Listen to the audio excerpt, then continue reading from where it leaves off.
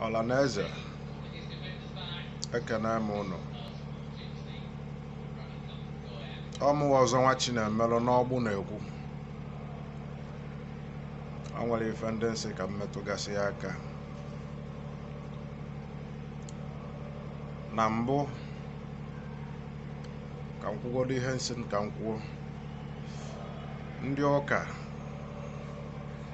lapụnụ ndị dibịa aka, ndị pastọ lapụnụ ndị dibịa aka.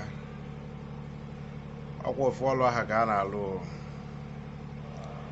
ofu ala ajị aha ka a na-achịla efi. Bene gị nwa na onwe gị memba na chọọchị, ikirisi ihe pastọ gị na-eme ọ dịghị mma, mana efu nke dibịa na-eme isi na ọ bụla alụ. Kedu ka isi ya nọ na chọọchị pastọ ga na-eme mirakụl ịma na Chukwu ahụ emeghe, mirakụl ịma na Chukwu esighi dị otu afọ medisef, pastọ ga na-eme ya, ị na-akụli ya aka na-akpọ ya pawa, dadi pawa.